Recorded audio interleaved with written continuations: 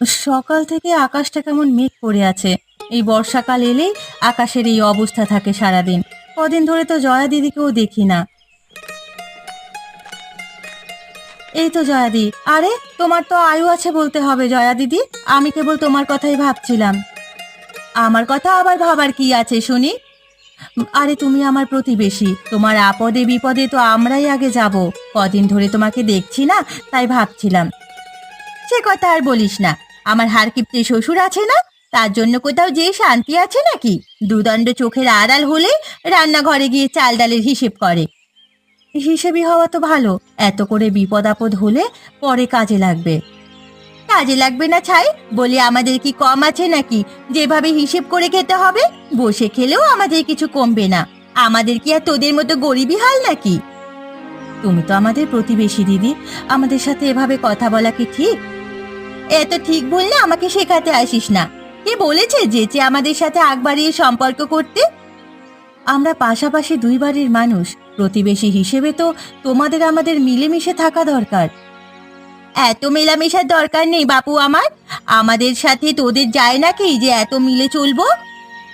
আমরা কিন্তু প্রতিবেশী হিসেবে তোমাদেরকে আপন মানুষের মতোই ভাবি। তুমি কেন এমন করো আমাদের সাথে, বুঝি না।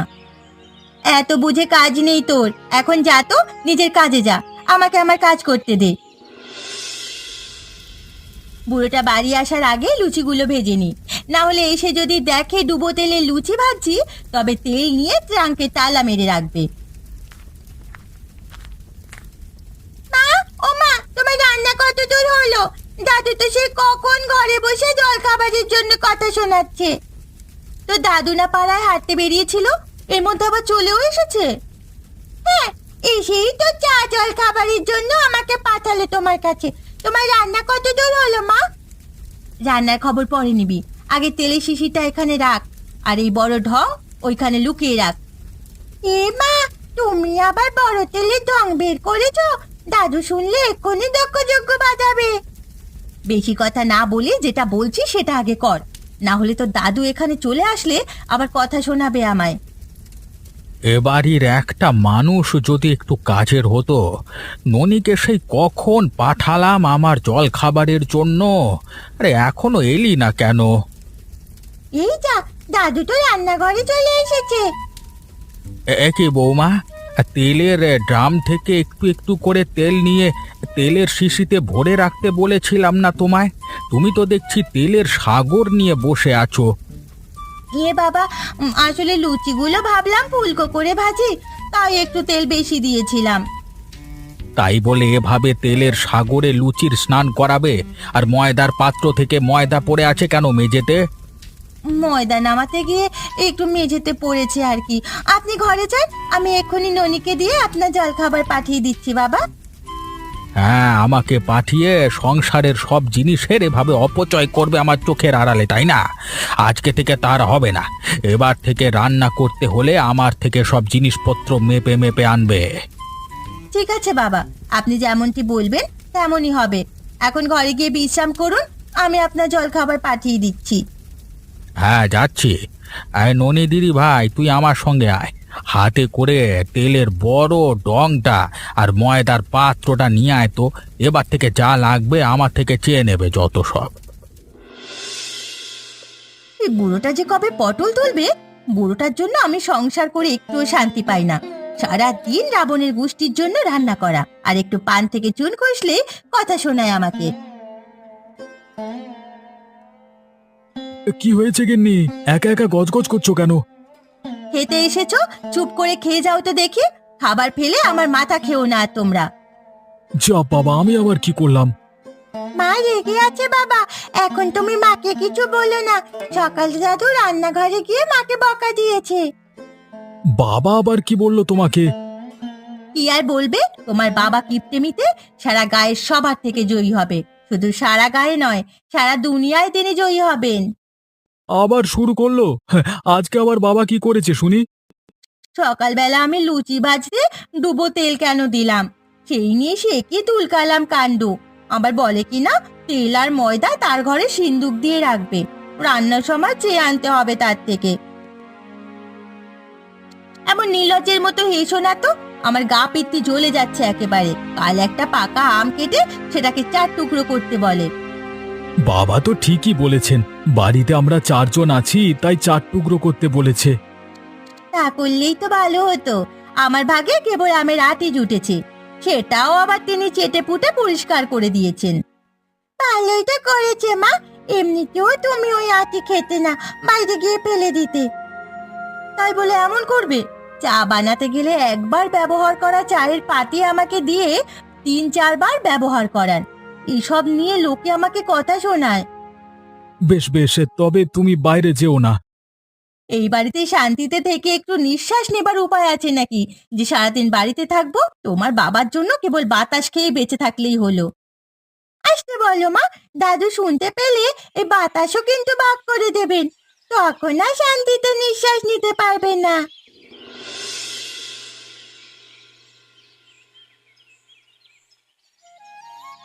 সকাল সকাল কি আমাকে কেউ 1 কাপ চাও দেবে না নাকি আজকে রে বাবা?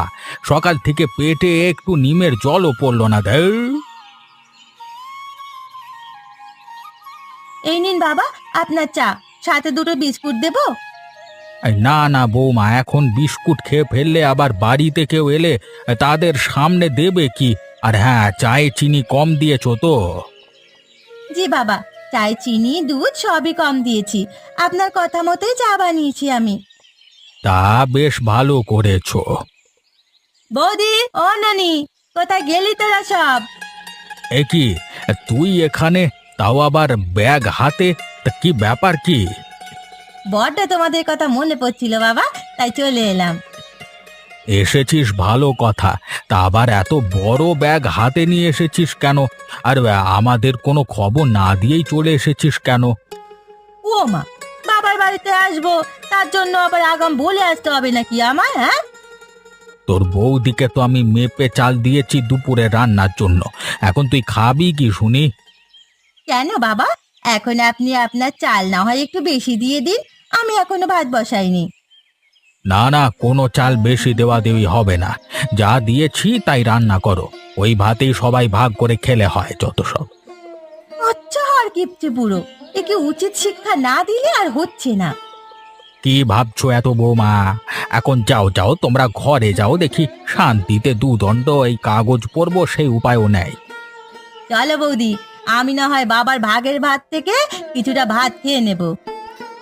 আহা, শখ কত আমার খাবারে ভাগ বসাবে? যা এখন আমার চোখের সামনে থেকে যা, যত সব। কি গো বৌদি, এই সকাল থেকে দেখছি চুপচাপ কাজ করে যাচ্ছ, আমি আসাতে তোমরা কেউ খুশি হওনি বুঝি? তোর বাবার বাড়িতে তুই এসেছিস, আমি অখুশি হবার কে বাপু? আর বেশি কথা বললে তোর বাবা না জানে আমার কথার উপরেও কার্পণ্য করে বসেন। বাবা আগাগোড়াই একটু এমন।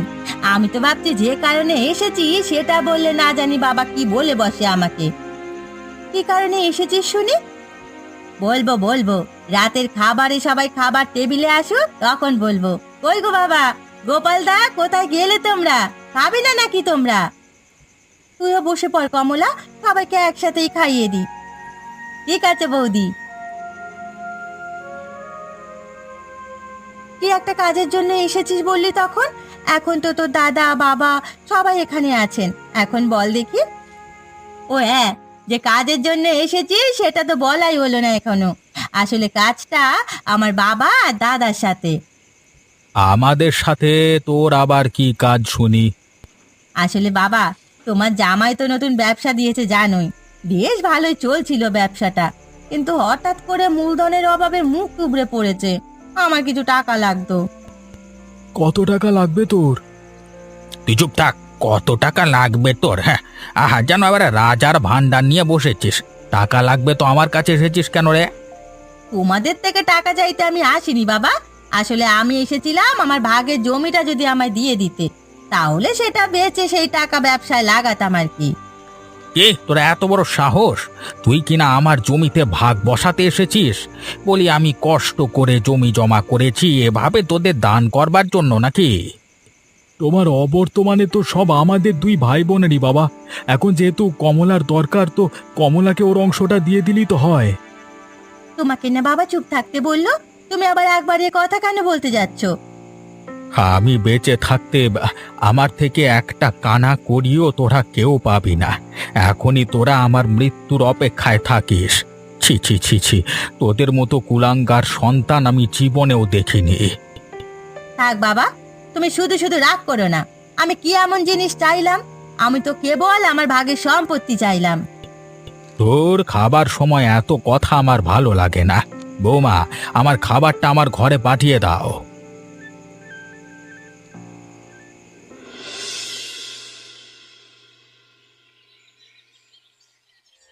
কমলা, একটু হাত চালিয়ে কর, তো দাদা আবার দোকানে যাবে।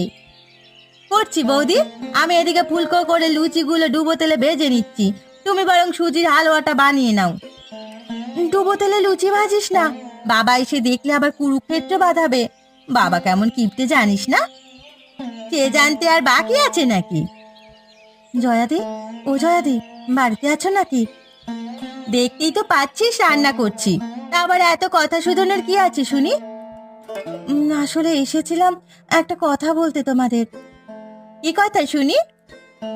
কাল তো আমার ছেলেটার গালে ভাত, তাই একটু ছোটখাটো ভাবে ভাত আর ঝোল মাংসের আয়োজন করতে চাইছি। করবি তো কর, আমাকে কেন এখানে বলতে এসেছিস শুনি? কি হয়েছে বৌমা? রান্নাঘর থেকে এত চেঁচামেচির আওয়াজ কিসের? আরে মালামা, কি হয়েছে? আসলে কাল আমার ছেলেটার গালে ভাত কাকামশাই, তাই আমি একটু ভাত আর মাংসের ঝোলের আয়োজন করব। সেই জন্য আপনাদের নিমন্ত্রণ করতে এলাম। ওইসব প্রতিবেশীর মাংসের ঝোল খেতে আমাদের বয়েই গেছে। তুমি চুপ থাকো বৌমা, তুই কোনো চিন্তা করিস না মালামা। আমি আর ননি দিদি ভাই কালকে দুপুরে তোদের বাড়ির মাংসের ঝোল খেতে যাবো। হ্যাঁ, শুনে খুব খুশি হলাম কাকা বাবু। আমি তাহলে এখন আসি, কাল চলে আসবেন কিন্তু।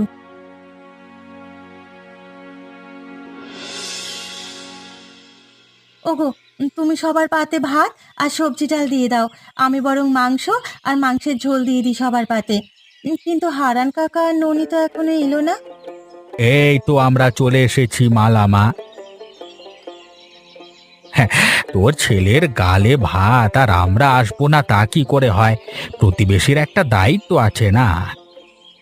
আর তোমার যা রান্নার হাত কাকিমা, বাড়িতে তো হিসেব করে তেল ঝাল দিয়ে রান্না হয়, সে মজা পাই না। তাই তোমার হাতে সুস্বাদু মাংসের ঝোল খেতে চলে এলাম। ভালো করেছিস মা, তোরা আসাতে আমি খুব খুশি হয়েছি। এখন হারান কাকার সাথে খেতে বসে পড়, আমি তোদের পাতে ভাত আর মাংসের ঝোল দিচ্ছি। প্রতিবেশীর হাতের যদি হয় ঝোল মাংস, তবে না এসে কি পারা যায়? সকাল থেকেই রান্নার গন্ধ ম করছে আমাদের সারা বাড়িতে। চল দিদি ভাই, তাড়াতাড়ি বসে পড়ি আমরা। আমারও খিদে পেট চোচো করছে, তাড়াতাড়ি আমাদের ঝোল মাংস খেতে দাও কাকিমা। এখনই দিচ্ছি মা, একটু সবুর কর। কই গো, ভাত আর সবজি ডাল দাও এখানে, আমি ঝোল মাংস দিচ্ছি। বাবা, ও বাবা, সেই যে কাল ওদের বাড়ি থেকে ঝোল মাংস খেয়ে এসে ঘুম দিলেন, এখনো তো ওঠার নাম নেই দেখছি। এদিকে সকাল থেকে জল খাবার বানিয়ে বসে আছি আমরা। ও বাবা, বাবা, দাদা, বৌদি, তোমরা সবাই এদিকে এসো। বাবা যে কোনো কথা কইছে না, কোনো সারা শব্দ নেই যে। কি হয়েছে কমলা, এভাবে চিৎকার করে উঠলি কেন? ওরে দাদা, বাবা যে আর নেই আমাদের মাঝে, বাবা যে আমাদের ছেড়ে চলে গেছে। সে কি বলছিস তুই কমলা? বাবা চলে গেছে মানে? আমি সকালে বাবাকে খেতে যাবার জন্য ডাকতে এসে দেখি বাবা মারা গেছেন। হায় হায় হায় হায়, এ কি করলো ওপরওয়ালা আমাদের সাথে? আমাদেরকে যে এতিম করে দিলেন। মরেছে ভালোই হয়েছে, আপদ বিদে হয়েছে। আমাকে কি জ্বালানোটাই না জ্বালিয়েছে বুড়ো। এখন মরেছে, আমার হাড় জ্বালা কমবে এবার। বাবা, আমাদের ছেড়ে এভাবে যেতে পারেন না বাবা। কাল যে মানুষটা প্রতিবেশী ঝোল মাংস খেয়ে এলো পেট পুড়ে, আজ সে কি করে মারা গেল? ওরা আবার বাবার খাবারে কিছু মিশিয়ে দেয়নি তো? এই যে, একদম ঠিক ধরেছো, আমি এটাই বলতে চেয়েছিলাম। তাড়াতাড়ি পুলিশ ডাকো, তবেই এই সমাধান মিলবে। পুলিশ না বৌদি, আমার ভাসুর শঙ্কর দাদা আর মৃণালিনী বৌদিকে আনলেই সব সমস্যার সমাধান জানা যাবে। ওনারা গোয়েন্দা বিভাগে চাকরি করেন। বেশ, তবে তাই করা হোক। ওগো, তুমি কি বলো? হ্যাঁ হ্যাঁ, তাই করো কমলা। যদি ওই প্রতিবেশীর ঝোল মাংস খেয়ে বাবার কিছু হয়, এটা জানা যায়, তবে ওদের কাউকে আমি ছাড়বো না। 14 শিকের ভাত খাইয়ে ছাড়বো সব বেটাকে। বিশ্বাস করো জয়া দিদি, আমি কাকাবাবুকে খাবারে বিষ মেশাইনি। বিষ মিশিয়ে আমার কি লাভ হবে বলো তো? চুপ থাক পোড়ামুখী। যখন থানার দারোগা এসে তোদের কোমরে দড়ি বেঁধে নিয়ে যাবে, তখন সুরসুর করে সব সত্যি কথা মুখ দিয়ে বেরিয়ে যাবে। সত্যি করে বল মালা, আমার বাবাকে ওই মাংসের ঝোলের সাথে কি মিশিয়ে খাইয়েছিস? আমি তোদের এত ভালো ভাবতাম, আর তোরা কিনা আমার বাবাকেই মেরে দিলি রে। বিশ্বাস করো দাদা, আমি তো প্রতিবেশী হিসেবে আমার ছেলের গালে ভাতের অনুষ্ঠানে কাকাবাবুকে ঝোল মাংসের নিমন্ত্রণ করেছিলাম কেবল। কে জানতো এমন এক দুর্ঘটনা ঘটবে। থাক বৌদি, ওকে আর কিছু বলার দরকার নেই। এই যে আমার ভাসুর আর মৃণালিনী দিদি চলে এসেছে, যা করার ওরাই করবে। ওদেরকে ধরে নিয়ে যান শঙ্কর দাদা, ওরা আমার শ্বশুর মশাইকে ঝোল মাংসের সাথে বিষ মিশিয়ে খাইয়েছে। কাউকে সামান্য সন্দেহের জন্য তা ধরা যায় না, তার বিরুদ্ধে সকল প্রমাণের ভিত্তিতেই তাকে দোষী সাব্যস্ত করা যাবে। বিশ্বাস করুন আপনারা, আমি কিছু করিনি। ঝোল মাংস তো অনেকেই খেয়েছে, কারোর তো কিচ্ছু হয়নি। এখন আপাতত আমরা কাউকে বিশ্বাস করতে পারবো না। সবাই এখন আমাদের চোখে সন্দেহের তালিকায় থাকবে। আমরা আগে ভালো মতো সব বুঝে নেব, তারপর প্রমাণ জোগাড় করব। তাহলে বোঝা যাবে কে হত্যাকারী। আমার বাবার খাবারে যে বিষ মেশালো, তাদেরকে তোমরা বড় শাস্তির ব্যবস্থা করে দেবে দাদা। তুমি চিন্তা করো না কমলা, আমরা যখন একবার এসে গেছি তখন এর সমাধান করেই যাব। এখন সবাই যার যার ঘরে যাও, আমরা প্রয়োজন মতো সবার সাথে দেখা করব। কি গো, সেই কাল থেকে তো আমরা এই রহস্য নিয়ে ঘাটাঘাটি করছি, কিন্তু কোনো তো সমাধান পেলাম না। তুমি কিছু পেলে গো? কেসটা বড্ড জটিল, বুঝলে গিন্নি। আশেপাশে খোঁজ খবর নিয়ে যা শুনলাম তাতে মালার পরিবার খুবই সজ্জন। আরে ওরা এই কাজ করতে পারে না, আর এর পেছনে ওদের কোনো স্বার্থ নেই। তবে কি এই বাড়ির কেউ এই কাজটা করেছে? আমিও এটাই সন্দেহ করেছি। শুধু এক জায়গাতেই জটলা পাকাচ্ছে। হারান বাবু প্রতিবেশীর বাড়ির ঝোল মাংস খেয়ে এসে ঘুমিয়েছেন, আর পরের দিন তাকে মৃত পাওয়া যায়। বাড়িতে তো উনি কিছুই খায়নি, যা খেয়ে এসেছে প্রতিবেশীর বাড়ি থেকেই খেয়ে এসেছে। এতে করে সন্দেহের আঙুল কেবল ওদের দিকেই ওঠে। সেই জন্যই তো আমি কোনো সিদ্ধান্ত নিতে পারছি না। আর মালার বাড়িতে আমি কালকে রাতে গিয়ে সবার সাথে কথা বলে এসেছি। কারোর কথায় সন্দেহজনক কিছু মনে হয়নি আমার। আসবো কাকু? আরে ননি যে, এসো মা এসো। মা তোমাদের জন্য জল খাবার পাঠিয়ে দিয়েছে, ডুবো তেলে ফুলকো লুচি আর সুজির হালুয়া। বাহ, ডুবো তেলে ফুলকো লুচি আমার খুব পছন্দের। কতদিন বাদে এই বাঙালিয়ানা খাবার খেলাম। শহরে ওসব খাবার খেয়ে আমার রুচি মরে যাওয়ার উপক্রম। এখন তো দাদু মরেছে বলে এইসব ডুবো তেলে ফুলকো লুচি পেয়েছো, না হলে দাদু বেঁচে থাকলে এই তেলের জন্য মাকে কি কথাই না শোনাতো। তোমার দাদু বুঝি খুব কিপটে ছিল? সে আর বলতে, সারাদিন মায়ের সাথে রাগারাগি করতো। পিসি কিছু টাকা চাইতে এসেছে বলে পিসিকেও কত কথা শোনালো। ঠিক আছে, এখন তুমি যাও মা।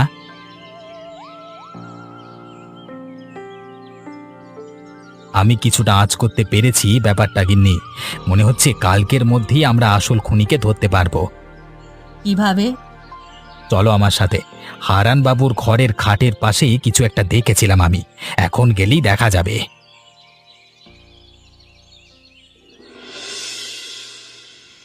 কি রে কমলা, তুই না বললি তোর ভাসুর দুদিনেই খুনিকে বের করে ফেলবে? এত সময় লাগছে কেন তাহলে? ধরবে বৌদি, ধরবে। বললেই তো আর যাকে তাকে ধরা যায় না। উপযুক্ত প্রমাণ না হলে কি কাউকে দোষ দেওয়া যায়? কার নজর পড়লো আমাদের সংসারে তা কেবল ওপরওয়ালাই জানেন। আমাদের হাসি খুশি সংসারটা একেবারে উচ্ছন্নয় চলে গেল গো। কি ব্যাপার শঙ্কর, তোমার কাজ কত দূর? আমার যে আর ভালো লাগছে না এসব। আর আমি আগেই বলেছিলাম মালাদাই সবাইকে ধরে নিয়ে হাজতে ভরে দিতে।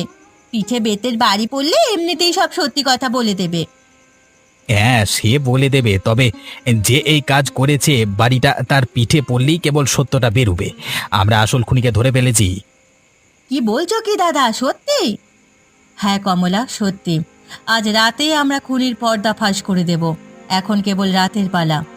হারান কাকাবাবুর প্রতিবেশী ঝোল মাংস খেয়ে মরেনি। বাড়ি আসার পরে রাতে তিনি অন্য কিছু খেয়েছেন। বাবা বাড়ি এসে কি খেয়েছেন? আর কেই বা খাবারে বিষ মেশালো? কিভাবে ধরবে তোমরা খুনিকে? খুনি খুব চালাক, মনে হয় না এত সহজে ধরা দেবে। কিন্তু খুনি হারান বাবুকে যে জিনিস খাইয়ে মেরেছে তার প্রমাণ মিলেছে। আমরা বেঁচে থাকলে আজকে রাতেই সব পরিষ্কার হয়ে যাবে। কেন দাদা, তোমাদের মৃত্যু ঝুঁকি আছে নাকি? সে তো আছেই। খুনি যদি আমাদের মাঝের কেউ হয় তবে সে আমাদের থেকে প্রতিশোধ নেবার চেষ্টা তো করবেই। হারান বাবুর ঘরেই আমরা প্রমাণ পেয়েছি। আচ্ছা, সে পরে দেখা যাবে। সবাই রাতের খাবার খেতে এসো, পরে আবার বসলেই হবে। এখন সবাই খেতে এসো দেখি।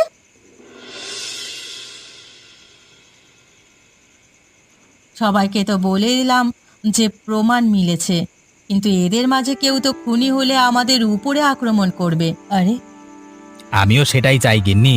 খুনি কেবল এই ভুলটা করে বসুক, তাহলেই সব পরিষ্কার হয়ে যাবে। এখানে দুধের গ্লাসটা কে রাখলো?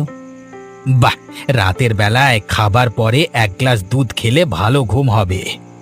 দাঁড়াও, কি করছো কি তুমি? এটা তো খুনির কোনো ফাঁদও হতে পারে, তাই না? আরে তাই তো। তাহলে এক কাজ করো, এই দুধটা ফেলে দিয়ে আমি গলা ধরে ছটফট করব, আর তুমি দরজার আড়ালে লুকিয়ে পড়বে। হ্যাঁ, খুনি ঠিকই ওত পেতে আছে আশেপাশে। চলো তবে তাই করা যাক। হায় হায় হায় হায়, আমি এ কি খেয়ে ফেললাম? আমার গলা বুক জ্বলে যাচ্ছে। খুব এসেছিলে আমাকে ধরতে, তাই না? এবার নিচে মরো। বুড়োটা আমার হাড় চালিয়ে মেরেছে, আর মরে গিয়েও আমাকে জেলে যাবার ব্যবস্থা হচ্ছে। হ্যাঁ, এবারে কিভাবে প্রমাণ করবে? হ্যাঁ, আমি তো সব দেখে আর শুনে নিয়েছি। সেটাই কি যথেষ্ট প্রমাণের নয়? মানে তুমি এখানে এলে কিভাবে? আমরা সবাই আগে থেকেই জেনে গিয়েছি বৌদি। রাতে খাবার পরে একমাত্র তুমিই যেতে বাবার ঘরে দুধ দিয়ে আসতে। শঙ্কর যখন বলল প্রতিবেশীর ঝোল মাংসে কিছু হয়নি, বাবা বাড়িতে এসে কিছু খেয়েছে, তখনই আমার সন্দেহ হয়েছে। কারণ রাতে বাবা দুধ ছাড়া কিচ্ছু খায় না। তাই ছোট্ট করে তোমার জন্য একটা ফাঁদ পাততে হলো আমাদের, আর সেই ফাঁদে তুমি পা দিলে। আমার ভুল হয়ে গেছে, আমাকে তোমরা ক্ষমা করে দাও। আমি তো সুখে শান্তিতে সংসার করতে চেয়েছিলাম, কি না করেছি এই সংসারের জন্য। তারপরেও বাবা দিনরাত আমায় কথা শোনাতেন। আর সেজন্য তুমি দাদুকে মেরে ফেললে মা। এখন আমায় কে আদর করবে দাদুর মতো? তাই বলে তুমি বাবাকে মেরে ফেলবে আর দোষ দিয়েছো বেচারি প্রতিবেশী মালার উপরে? মালা কোথায়? ওর কাছে আমাদের ক্ষমা চাইতে হবে। মালা আর তার স্বামীকে আমরা থানায় পাঠিয়েছি পুলিশ আনার জন্য। প্রতিবেশী ঝোল মাংসের দোষ হয়েছে, তাই এই কাজ প্রতিবেশীর হাতেই করাতে চাই আমরা।